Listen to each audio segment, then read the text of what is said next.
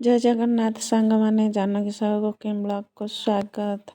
आज मु गोटे रेसिपी नहीं आसी। रेसिपीर ना है पियाज छणा। देखो केते सुंदर देखा पियाज आमर आको मु बनैबी। चलतु देखेबी मु रेसिपीटा केमती कौन करछे।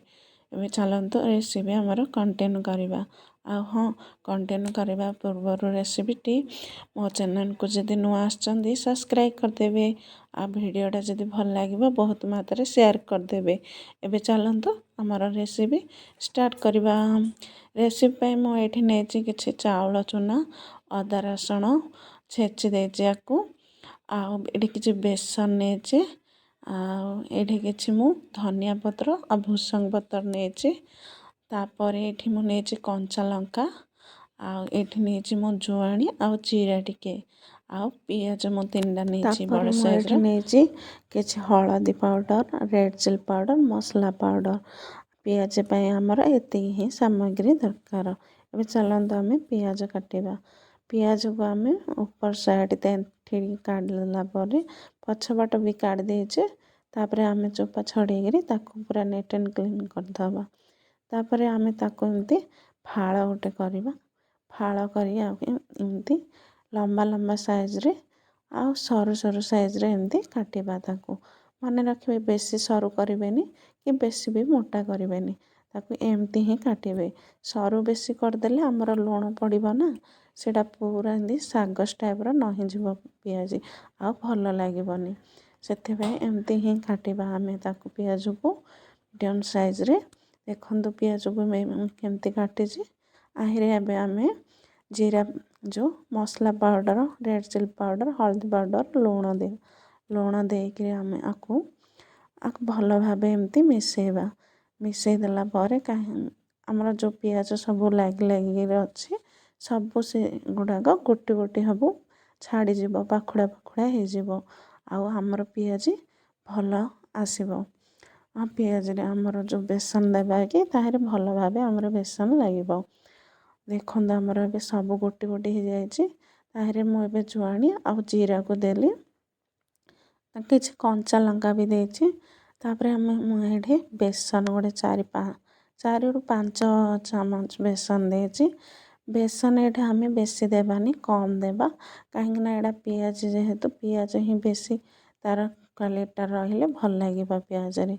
तापर मु एठी देछि चाउल चूना 2 चामच अदा रसुण छेचा आ किछि धनिया पत्र भुसंग पत्र आकु सब देगिरे आमे एबे आकु भल भाबे आमे एबे मिसेई देबा। मिसेई देबा आमे देखंतु केते पियाज केते सहज रे केते इजी रे होछि। बेसी सामान आहरे किछि लागोनी आ एटा बहुत बढ़िया टेस्ट लागिबो। पिला माने तो पूरा खुशी रे खाइबे। देखंतु हमरे बेसी पानी नाही मु कम पानी ही छेंची रेडी देछि। बेसी पानी देले बेसी पतला हबनी कि हमर बेसी मोटा भी हबनी पियाजी हमर जेमती डो आकार आसीबो सेमती ही आको में मिसेइबा गोटे। देखंतु मु एबे हमर पियाज पई एमती ही रहिबा दरकार हे जायछि हमर पियाज पई अस्तबा। आ एबे मु डोस टाइपर करी करी गोला गोला टाइपर आको तेल गरम हे आगुर थिला ए तेल रे उडे दे देबा। तेल रे सब आमे एमती गोटे गोटे करी एमती छाड़ी देबा। हमर देखंतु केते सुंदर देखा होछि। तेल भी गरम हेछि आ ताहरे डो जाको सब केते सुंदर देखा जाउछि। घरे थरे एमती बनांतु आ पिलांको दियंतु देखिबे केते खुशी रे तांगाने खाइबे। एबे हमर डो जाको सब गुड़ा हे जायछि। एबे गोटे प्लेट को आमे आको काढ़ी देबा। आको प्लेट को काढला परे देखंतु मैं गोटे चपर नेछि एमती ताको मडे देछि। आपन चाहिले गोटे गिनारी भी नेगिरे मडे पारिबे।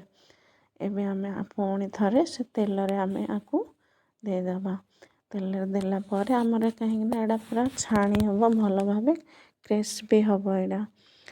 आ सेमती सिजेबनी भल लागोनी सेति हमर एडा गोटे क्रिस्पी लागिबा पई आमे आको एमती देखंतु हमर एबे पियाज केते सुंदर देखा होछि।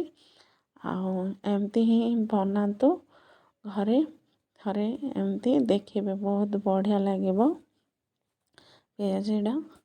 ଦେଖନ୍ତୁ କେତେ ସୁନ୍ଦର ଦେଖାଯାଉଛି। ଆମର ଏବେ ପିଆଜ ସବୁ ରେଡ଼୍ ବ୍ରାଉନ୍ କଲର୍ ହେଇଯାଇଛି। ଶେଷରେ ମୁଁ ଏଠି କିଛି କଞ୍ଚା ଲଙ୍କା ବି ଦେଇଛି। ତାକୁ ଫାଳ ଫାଳ କରି ରଖିଥିଲି ଟିକେ ଏମିତି ତାର ଦେଣ୍ଠି ଗୁଡ଼ାକ ସବୁ ଛିଣ୍ଡେଇକିରି, ନ ଛିଣ୍ଡେଇଲେ ଫୁଟିଯିବ ନା, ସେଥିପାଇଁ। ଆଉ ଏବେ ଆମର ପିଆଜି ପୁରା ପ୍ରସ୍ତୁତ ହେଇଯାଇଛି। ପିଆଜି ଆମର ପୁରା କେତେ ସୁନ୍ଦର ଦେଖାଯାଉଛି ଦେଖନ୍ତୁ। ଏମିତି ଘରେ ଥରେ ବନାନ୍ତୁ ଆଉ ଖୁଆନ୍ତୁ। ଏଇଟା ତ ବର୍ଷା ପାଗ ବା ସଞ୍ଜ ପାଗରେ ଖାଇଲେ ବହୁତ ବଢ଼ିଆ ଲାଗିବ। ଏମିତି ଆମର ପିଆଜ ରେସିପି ହେଇଯାଇଛି। ଆଉ ଆଜି ପାଇଁ ଏତିକି ରେସିପିଟା ରଖୁଛି। ଆଉ ଭିଡ଼ିଓଟା ଯଦି ଭଲ ଲାଗିଥାଏ ଲାଇକ୍, କମେଣ୍ଟ, ସେୟାର, ସବସ୍କ୍ରାଇବ୍ ନିଶ୍ଚିନ୍ତ କରିଦେବେ। ଆଉ ହଁ, କେଉଁଠୁ ଦେଖୁଛନ୍ତି ମୋତେ ଟିକେ କମେଣ୍ଟରେ କହିବେ, ମୁଁ ଆପଣଙ୍କୁ ଧନ୍ୟବାଦ ଦେଇପାରିବି। ଆଜି ପାଇଁ ଏତିକି, ରହୁଛି। Bye bye. ଜୟ ଜଗନ୍ନାଥ।